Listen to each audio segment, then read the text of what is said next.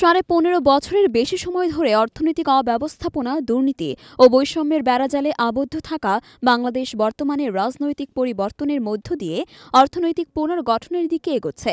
ছাত্র জনতার আন্দোলনে ক্ষমতাচ্যুত সরকারের পতনের পর অন্তর্বর্তী সরকারের গৃহীত উদ্যোগগুলো অর্থনীতিকে ধীরে ধীরে স্থিতিশীলতার পথে নিয়ে যাচ্ছে। এই পরিবর্তন শুধু অর্থনীতিকে পুনর্গঠনের সুযোগই দেয়নি, বরং জাতীয় স্বনির্ভরতার চেতনা পুনরুজ্জীবিত করেছে। বাংলাদেশের অর্থনৈতিক প্রেক্ষাপটে বিগত 15.5 বছর ধরে মূল্যস্ফীতি, বৈদেশিক মুদ্রার রিজার্ভে পতন, কর্মসংস্থানে স্থবিরতা এবং ব্যাংকিং খাতে দুর্নীতি ছিল একটি চিরস্থায়ী সমস্যা। সাবেক প্রধানমন্ত্রী শেখ হাসিনা সরকারের সময়ে এসব চ্যালেঞ্জ আরও প্রকট আকার ধারণ করে। উচ্চ মুদ্রাস্ফীতি এবং আকাশচুম্বী নিত্যপণ্যের মূল্য সাধারণ মানুষের জীবন দুর্বিষহ করে তোলে। এ অবস্থায় ছাত্র জনতার বিপ্লবের মাধ্যমে রাজনৈতিক পরিবর্তন আসে, যা অন্তর্বর্তী সরকারের অধীনে একটি নতুন দিক উন্মোচন করে। অন্তর্বর্তী সরকার ক্ষমতায় আসার পর অর্থনৈতিক স্থবিরতা কাটাতে বিভিন্ন সাহসী পদক্ষেপ গ্রহণ করেছে। এর মধ্যে অন্যতম হল ডলার সংকট কমানোর জন্য রেমিটেন্স প্রবাহকে প্রাধান্য দেয়া এবং আমদানির জন্য বিকল্প উৎস তৈরি করা।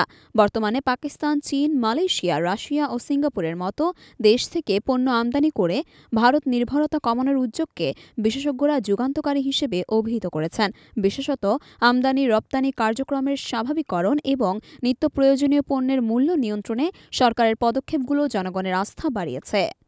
অর্থনীতির পুনর্গঠনের ক্ষেত্রে অন্য একটি গুরুত্বপূর্ণ পদক্ষেপ হল কর ব্যবস্থায় সরকার।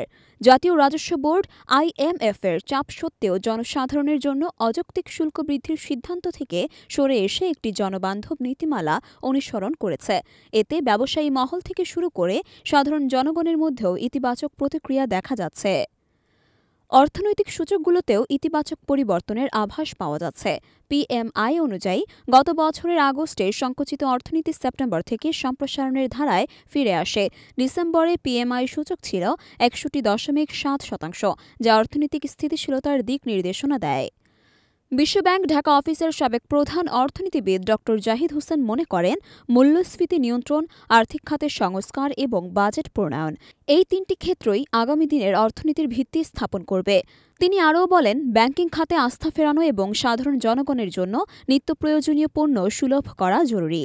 অন্তর্বর্তী সরকারের নীতিমালার অংশ হিসেবে বর্তমানে পর্যটন খাতকে গুরুত্ব দেওয়া হচ্ছে।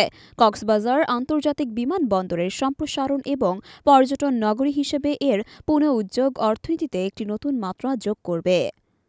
অর্থনৈতিক পুনর্গঠনের পথে বাংলাদেশ একটি গুরুত্বপূর্ণ মোড়ে দাঁড়িয়ে। সুশাসন এবং সঠিক নীতিমালা প্রয়োগের মাধ্যমে দুর্নীতি ও বৈষম্য কমিয়ে একটি স্বনির্ভর অর্থনীতি গড়ে তোলার সুযোগ তৈরি হয়েছে। জনগণ এবং সরকারের মধ্যে আস্থা ও ঐক্যের পুনর্গঠনই পারে বাংলাদেশকে টেকসই উন্নয়নের পথে নিয়ে যেতে। অতীতের শিক্ষা থেকে অর্জিত অভিজ্ঞতা আর ভবিষ্যতের সঠিক দিক নির্দেশনা একদিন বাংলাদেশকে স্বনির্ভরতার একটি মডেল রাষ্ট্রে পরিণত করবে।